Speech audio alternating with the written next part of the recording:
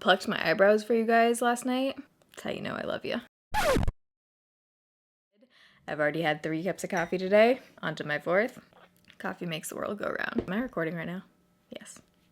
Sweet. So I am super curious about this. Clarisonic came out with a vibrating foundation brush head that you can basically attach to any of their Clarisonic devices. I have the Clarisonic Mia Fit, which is obviously a bit bulkier than the original Clarisonic with like the handle. I actually use the Vanity Planet cleansing tool more than I use my Clarisonic. Personally, I'm not a fan of holding this thing. It just feels like ridiculously bulky to me. So this brush head retails for $35. All you do is twist off the brush head that you currently have on. When you're attaching the brush head, you want to keep this plastic thing on because it's going to make your life way easier.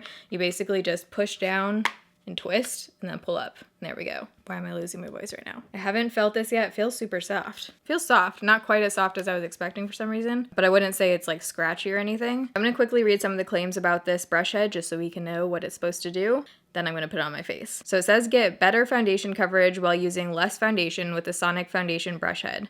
For an even, flawless finish. You can even contour and highlight with this with cream products. It says do not use this with powder products. It utilizes oscillation technology to generate more than 18,000 micro blends per minute. It says it's supposed to provide a flawless full foundation coverage look in 60 seconds or less. So to clean this, you could either spot clean it with like a spray, or you definitely want to do a deep clean like you would with your normal foundation brushes where you just take this off and clean it. It says it has non-porous bristles, so the foundation isn't supposed to sink in here.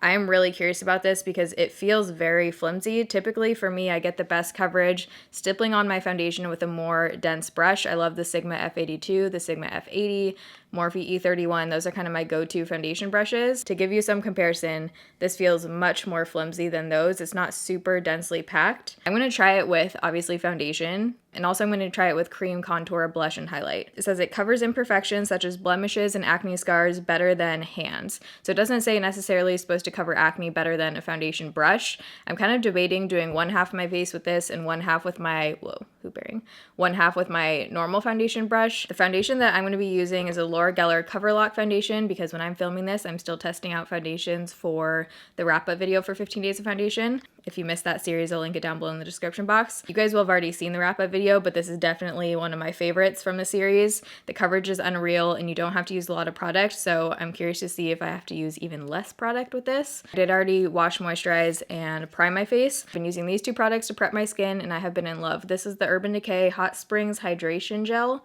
Rehab Makeup Prep. This is awesome for underneath foundation, absorbs into your skin really quickly, and it just gives you this smooth kind of finish. And then I put the Hymalide Matte 12 primer just in my T-zone area since I do get oily throughout the day, and I actually feel like this helps my oil. So my skin doesn't have any kind of stick to it right now. Foundation should blend fine on top of it. What else do I need to say? I think that's it. Ooh, I'm excited. So the Mia Fit has 2 different speed settings on it, so let's test this out. This sounds freaking intense. If you have a roommate, you might want to warn them that you're using a face brush, not some other fun tool. So I'm definitely going to go with the first setting. Very intense. I'm going to show you guys a close-up of this.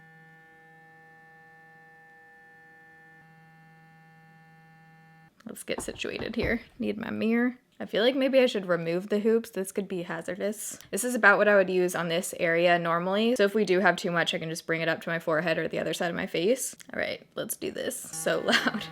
Okay, so curious. So you're supposed to use circular motions.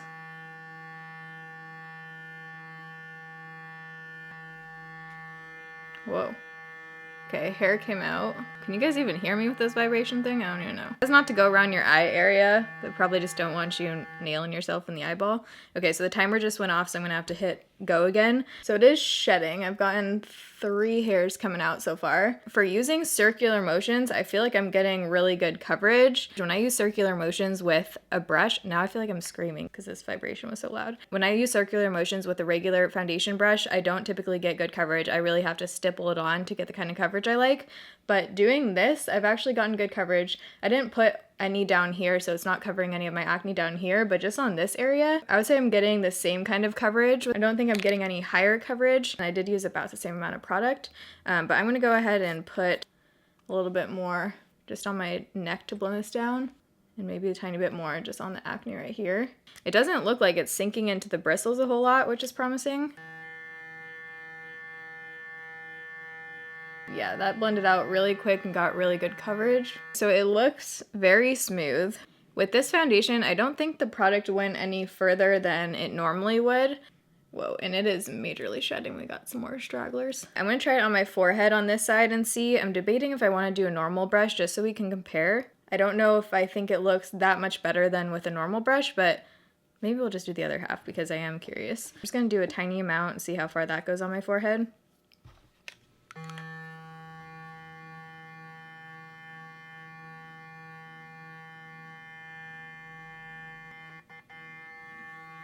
It's easy to work with around the hairline. I don't feel like it's getting caught in my hairline really. It blended out really nicely on my forehead. It looks good. I am gonna do a normal brush on the other half of my face because I really wanna see if there's any kind of difference. So I'm gonna use my e.l.f. brush. This is not technically for foundation, but it's one of my favorites to blend out foundation. I'll have the exact one listed down below. It's a few bucks, so this will be a good comparison to see if a $35 brush head is actually worth it. I'm gonna go in with about the same amount. Let's just see. So this is typically how I apply my foundation, in kind of stippling motions. This is how I get the best coverage with the least amount of product. It could just be with this foundation, but I did get better coverage on this side. This one is complete full coverage, I would say. With the brush head, I would say it's high coverage, but you can still see my freckles and stuff coming through on this side. It actually looks a tiny bit smoother to me on this side. I'm gonna show you guys close up so you can see what I'm talking about. All right, so here's the Clarisonic side, and then here's with the e.l.f. foundation brush. It looks nice. It doesn't look bad at all. It blended out fine. I just don't know if I would pay $35 for it when I got better coverage on this side. It did a good job blending it out on my forehead. Since I didn't get quite the same amount of coverage, I'm gonna go in for like a tiny second layer just on areas where I feel like I need it. This time I think I'm actually gonna try dipping the Clarisonic into this foundation on a palette. So I just swirled it right there. Let's just see how that goes. Why not?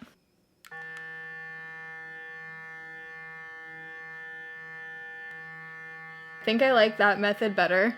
Could just be because it's a second layer, so obviously it's gonna look like more coverage. I feel like that applied it a little bit better.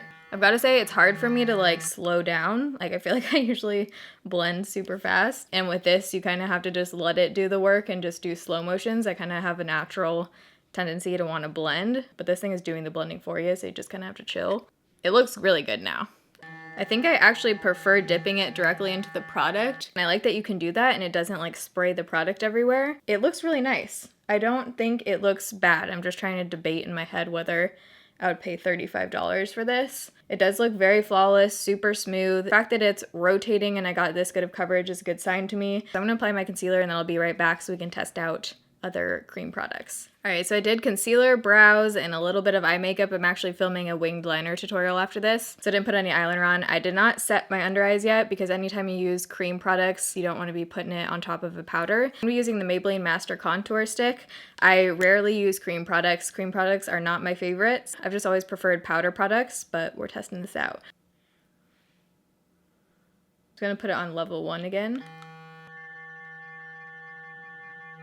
That blended out really easily. I feel like this is very ashy. I feel like that was a lot quicker than using a sponge with cream products. I actually didn't really take off a whole lot of the product underneath it. That's another one of my issues with cream products. When I blend it, sometimes it blends away the foundation and coverage underneath, but this I feel like did not. I'm gonna use this Rimmel Stay Blushed Touch of Berry. I remember doing a video on these when they first came out years ago. I don't remember how much of this you need. Need some more.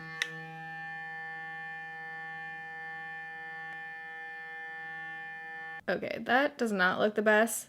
Might just be the product, but I feel like that did blend away some of my coverage. I don't really want to do that on the other side. My skin is always weird with cream products like that. It's part of the reason why I don't use it. I'm actually not going to do the blush on this side because I want to keep my foundation on. But let's go ahead and try this highlight out. I've been meaning to try this. This is the Algenist Reveal Concentrated Luminizing Drops. I think I got this in the Sephora Play Box or something.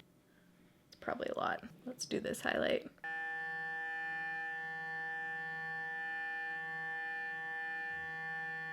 Ooh, that was a lot. Ooh, that's blending out really nicely. And you don't have to press hard at all with this. That blended out really nicely. So I'm gonna apply the rest of my makeup and then I will be back to tell you guys my final thoughts on this thing. All right, so the rest of my makeup is on. I think I found my new favorite bronzer. I've been using this the past few days. This is the new shade of the Hourglass Ambient Lighting Bronzer. This is Diffuse Bronze Light. It looks super bizarre in the pan, like there's more white than brown in here, but it is such a beautiful color if you have a similar complexion to mine. All of the makeup on my face is always listed down below, but then I use the Hourglass Incandescent Electra blush, super pretty also. The Casey Holmes Smashbox palette, I use this on my cheeks as a highlight and on my eyes. This is all that's on my lid as eyeshadow and my inner corner. And then lips, you're probably sick of seeing this combination, but I'm addicted to it. This is the Rimmel 32 Innocent with Sephora 32. I just realized they're both 32. So final thoughts on the foundation brush.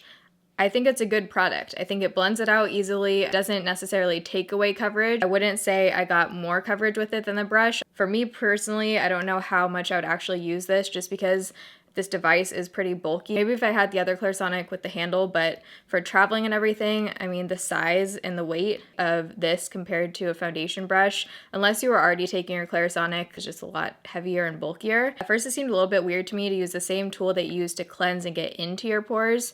To put product on that, it seems like it would almost be getting too deep into your pores, but it does say that this is supposed to sit nicely on top. It doesn't have that same kind of effect they use to cleanse your face. So with the actual product, I think they did a great job. I think it works beautifully, it blended out easily. For me, $35, I don't know if it's totally worth it for me. This isn't something that I would probably reach for on a daily basis just because I got better coverage with the brush and it's just easy and quick. But if you've been wanting to try out a rotating foundation brush or something like this is definitely the best one I've tried. I have tried a few others. This one does work. So if you're in the market for it or you're curious about it, I do think this one could be worth a go for you. So I hope you guys enjoyed this video and found it helpful. If you did, make sure you give it a thumbs up. I'm gonna go film the eyeliner video. This technically is Foundation Friday, but like I told you guys in the wrap up, Foundation Friday first impressions are gonna be resuming in a couple weeks. So next week there still will be videos Monday, Wednesday, Friday, but there won't be a Foundation Friday video. Love you guys. Thanks for watching. See you in my next video. Bye. Because it's just gonna make your life way easier if you can just twist it on, if I can get it in the right